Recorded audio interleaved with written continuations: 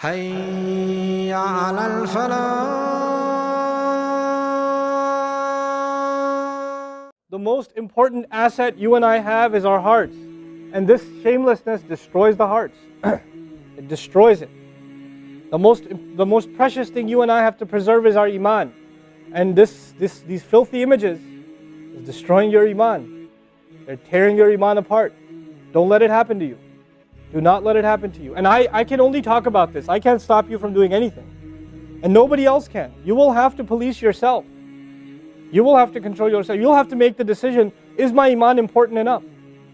Is my salat important enough? You know? Or should I just carry on and pretend? You know what I told you about jazur, right? When you come across evil, you just don't want to deal with it.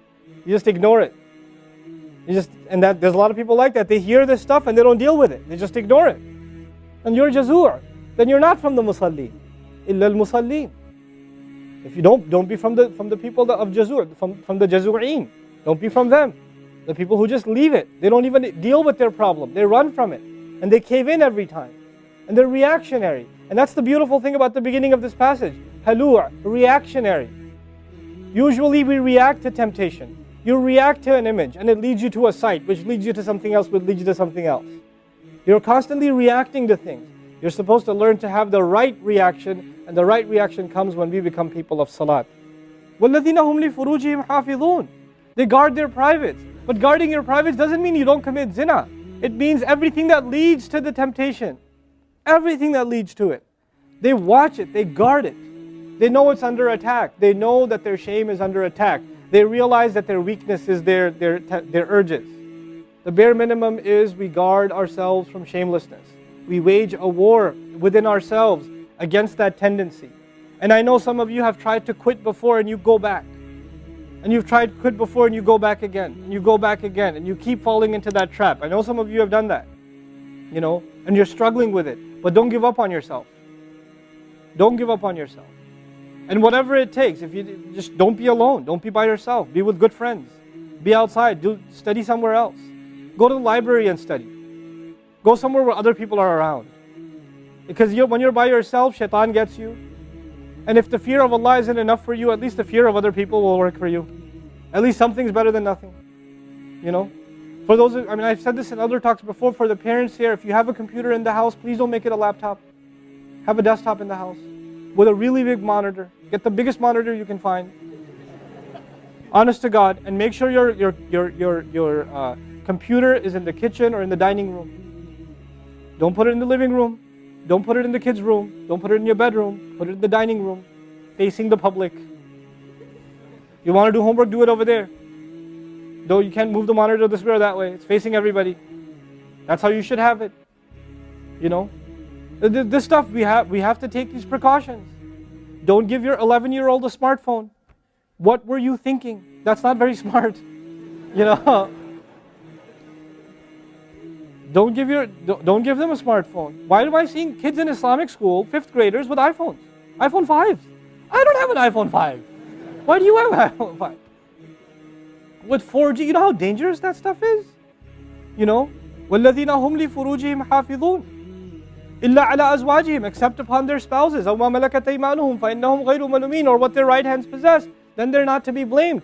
Allah says we have these urges and we can execute those urges. We can release those urges, but to the halal spouse, to the spouse, our spouses. But outside of that, we can't. And by the way, when people get addicted to this sort of thing, and they get accustomed to it, or they get over and overly exposed to it, they have miserable marriages. Their marriages start falling apart. They have this virtual idea of what pleasure means, and they don't find pleasure in their spouse anymore. And there's great fitna that comes into the family. It destroys homes, Muslim homes. That's what's happening in our world today. Allah talks about the people who make salah, and He says, I'm describing the people who make salah because this is the mawsuf, al-musallin, then alladhina, all the alladhinas, all the asma' mawsula here are the wasf, the sifa of it, which means the people of salah are the people who protect their shame, are the people who fear judgment day, are the people who, you know, they are constant in their prayers. These are the people. فَمَنِ ابْتَغَى وَرَاءَ ذَلِكَ فَأُولَٰئِكَ هُمُ الْعَادُونَ. The people who pursue anything beyond that, then they are the ones engaged in aggression. This is an act of aggression. You know when adu is mentioned, or adi, adin from adu, from ada ya'du, right? Al-adun. Al-adawa in Arabic means animosity. Allah says, whoever pursues their urges to be fulfilled outside of the halal, outside of the marriage, whoever pursues that, then they are engaged in an act of aggression. The question is, aggression against who? Because when you say enemy, then you have to say enemy of who? If they've become an enemy, who have you become an enemy to? Allah didn't mention a maf'ul bihi, no jar majroor, nothing related to it. You know what that means? They are an enemy to themselves, their family. They become an enemy even to Allah's teaching. You know, these are the kinds of people. And some of you unfortunately have that addiction. And you're watching this stuff online. And you're watching it and saving it on your apps and your mobile devices. And you don't feel bad about it anymore. You've justified it to yourself. And you feel bad about it once in a while, but you go back to it. And as a result, you think, oh, well, at least I'm not hurting anybody. At least I'm not doing it to anybody else. I'm just watching this stuff. It's okay. But you know what's happening to you? Inside, your soul is being just gutted. You have no soul left inside of you. So your prayers are empty and you can't even shed a tear in your salat because your heart is so devoid of the fear of Allah because of the filth you've been watching all this time. It's turned you from a human being into an animal. So you can't even look. A woman passes by and you see a piece of flesh walking by. You don't see a human being walking by that deserves respect. You check everybody out and everything out. You're constantly gawking and staring. You have a hard time putting your eyes down. When you're on the subway, when you're on campus, when you're at work, you're walking down the street, you know, you just can't help it. You see a billboard, you take a second look, you see a third look. You don't miss any opportunity to just to violate your soul with your eyes. You're addicted completely. And then you say, brother, how do I get khushu' and salat? What world are you living in? What world are you living in? Ayyuhal ikhwa, my brothers, specifically my brothers. And I know some sisters have this issue too. It's a sad reality. This is a war. This is a war. This is more dangerous than any military war. This is the war that's destroying our souls. It's making its way into our homes. It's making its way, you know, if I want to protect my children from this stuff as much as possible. But when my child goes to school, and it doesn't matter if it's Islamic school, there's a very high statistical likelihood that someone, a friend, with their iPod, with their mobile device, will say, hey, look at this. It's a very realistic, you know, a thing nowadays. It's not far-fetched.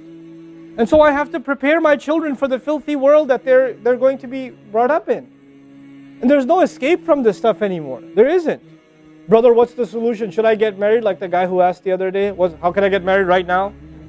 You know?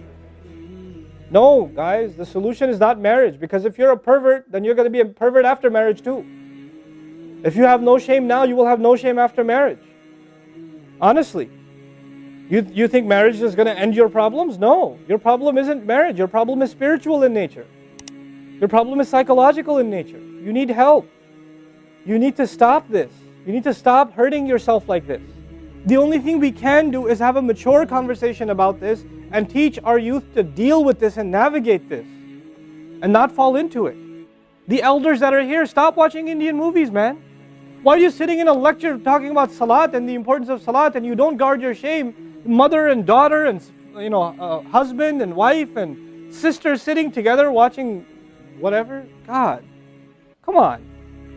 Stop. وَالَّذِينَ هُمْ لِفُرُوجِهِمْ حَافِظُونَ. They guard their privates. But guarding your privates doesn't mean you don't commit zina.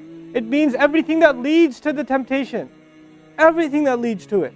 They watch it. They guard it. They know it's under attack. They know that their shame is under attack. They realize that their weakness is their urges. Assalamu alaikum wa rahmatullah. If you enjoyed this video, please do share it with friends and family. If you want to see more videos from this series, click on the box at the top. If you want to see other videos, click on the box at the bottom. And don't forget to hit the subscribe button. Thanks.